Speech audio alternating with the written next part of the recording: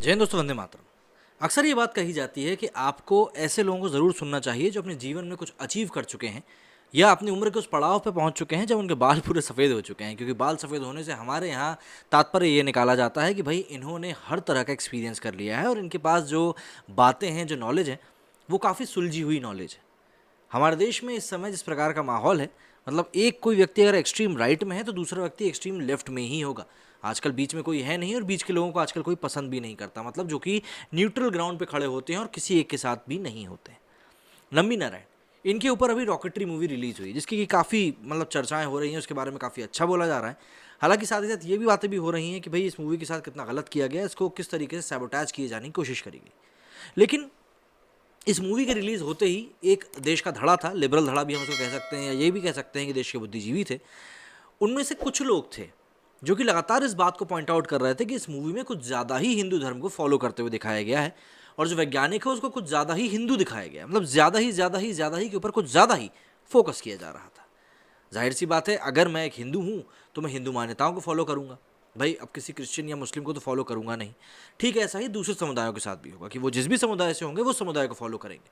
और अगर किसी व्यक्ति विशेष के ऊपर कोई चित्रण हो रहा है, कोई मूवी बन रही है, तो उसको उसके धर्म को फॉलो करते हुए दिखाया जाएगा। ये बहुत छोटी सी, बहुत ही कॉमन सेंस की बात है, बट बात वही आ जाती है कि common sense is not so common. इसीलिए बातें आजकल इतनी ज़्यादा अटक जाती है। अब ऐसे में नम्बी नारायण जी का एक इंटरव्यू है जो कि इस समय खासा वायरल हो रहा है। ये इंटरव्यू मैंने अपने सोशल मीडिया ट्विटर पर पोस्ट करके रखा है, आप चाहें तो वहाँ पर जाकर विस्तार में देख सकते हैं। बाकी मैं आपको इस वीडियो पूरा बताने ही वाला हूँ। इस वीडियो में नम्बी नारायण जी से भी कुछ ऐसी ही बातें दरअसल की गई। दरअसल क्या है, जब से ये मूवी रिलीज हुई है तब से चाहे आर माधवन हो चाहे नम्बी नारायण हो, उनको लगातार इस तरीके से प्रोजेक्ट किया जा रहा है कि भाई ये तो बीजेपी का आदमी है, क्योंकि बीजेपी उनको सपोर्ट कर रही है।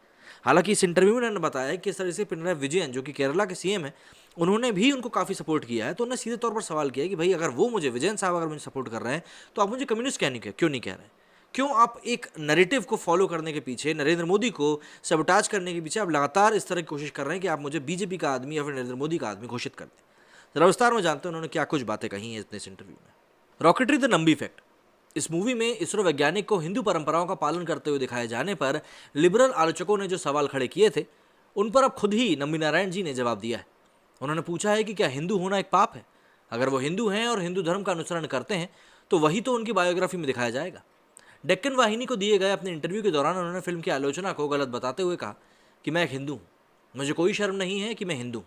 क्या हिंदू होना पाप है? अगर मैं हिंदू हूँ और मेरी कहानी दिखाई जा रही है तो वो मुझे हिंदू की तरह ही तो दिखाएंगे, वे लोग मुझे मुस्लिम या ईसाई की तरह तो दिखा नहीं सकते। तो फिर हम आखिर किस बारे में बात कर रहे हैं? क्या ब्राह्मण होना पाप है? मैं ब्राह्मण नहीं हूँ, वो अलग सवाल है। अगर कोई ब्राह्मण है तो क्या आप उसे हटा देंगे, उसे सैबोटाज करेंगे? कितने ब्राह्मण हैं जिन्होंने इस देश को अपनी सेवा दी है? कोई एक नहीं, बहुत सारे। मैं आपको एक पूरी लिस्ट दे सकता हूँ। मैं यहाँ पर बस ये कहना चाहता हूँ कि हम बेवजह मामले को रंग देने की कोशिश कर रहे हैं। हम नरेंद्र मोदी को भाजपा नेता कहते हैं, ना कि प्रधानमंत्री। आपकी जानकारी के लिए बता दूं कि नरेंद्र मोदी को भूल जाएं। क्या आप जानते हैं कि वर्तमान के केरल मुख्यमंत्री ने मेरा कितना सपोर्ट किया था? जिस ढंग से उन्होंने मुझे सपोर्ट किया था वो जितना बताऊं उतना कम है। उन्होंने मेरे मामले को लंबा खींचने से रोका। ऐसे में क्या आप मुझे कम्युनिस्ट कहने लगेंगे? वो इंटरव्यू में साफ करते हैं कि उनका किसी भी राजनीतिक पार्टी से कोई झुकाव नहीं है, लेकिन फिर भी उनसे सवाल हो रहे हैं क्योंकि लोगों की एक मेंटालिटी बन गई। उनका कहना है कि अगर आप मुझसे सवाल नहीं पूछते क्योंकि आपको एक तरह की मानसिकता बनाई हुई है और आप मुझ पर बीजेपी का एक ठप्पा लगाना चाहते हैं। उन्होंने इंटरव्यू लेने वाले को सलाह दी कि वो अपने सवालों में सुधार करें और चीज़ों को समझें। तब उन्हें पता चलेगा कि चाहे शिवसेना हो या कोई और, उनसे किसी का कोई लेना देना नहीं है। वे बोले कि अगर कोई मुझे समर्थन देता है तो कृपया ऐसा ना दिखाएं कि मैं उस पार्टी विशेष का हो गया हूँ। मैं ये देखकर खुश होता हूँ कि मैंने नरेंद्र मोदी और पिनराई विजयन दोनों से बात करी और वो दोनों ही शीर्ष पर हैं। और अगर मेरा केस सही नहीं होता तो ये दोनों लोग आखिर मेरा सपोर्ट क्यों करते? बता दें कि नम्बी नारायण के जीवन पर आधारित रॉकेटरी फिल्म 1 जुलाई 2022 को सिनेमाघरों में आई थी। आर माधवन ने इस मूवी की स्क्रिप्ट को लिखा था, इसे डायरेक्ट किया था और इसमें लीड रोल निभाया था। इस फिल्म को देखने के बाद कई लिबरलों ने इस पर सवाल खड़े किए थे और फिल्म आलोचक अनुभव चोपड़ा ने कहा था, जी हाँ, ये ऑन रिकॉर्ड उन्होंने कहा था कि ये सराहनीय बात है कि फिल्म ने नारायण की उपलब्धियों को सुर्खियों में ला दिया है। लेकिन फिल्म में लगातार उनकी राष्ट्रभक्ति दिखाई गई है और बार बार उनके धर्म को प्रदर्शित किया गया है। सबसे पहले ही सीन में नारायण अपने घर में पूजा कर रहे हैं और किसी भी महत्वपूर्ण समय में वो प्रार्थना ही करते हुए दिखाई देते हैं। और इसी चीज़ के बाद से लगातार लोगों ने आलोचना करना शुरू कर दी थी कि अगर कोई व्यक्ति अपने धर्म का अनुसरण कर रहा है तो आखिर उस चीज़ को इतना पॉइंट आउट किए जाने की क्या ज़रूरत है?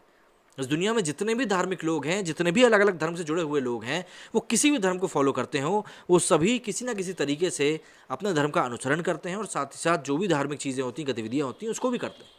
तो ऐसे में अगर किसी और धर्म की चीज़ को अगर हम दिखाएंगे तो क्या उसको भी इसी तरीके से पॉइंट आउट किया जाएगा? इन्हीं सब चीज़ों को लेकर काफ़ी सवाल खड़े किए गए थे लिबरल्स के सामने और उनका नम्बी नारायण जी ने बहुत ही व्यापक तौर पर जवाब दिया है। मेरे स्टूडियो में फिलहाल इतना ही। आप लोग इस बारे में क्या कहना है मुझे कमेंट करके ज़रूर बताएं। जय हिंद, जय भारत।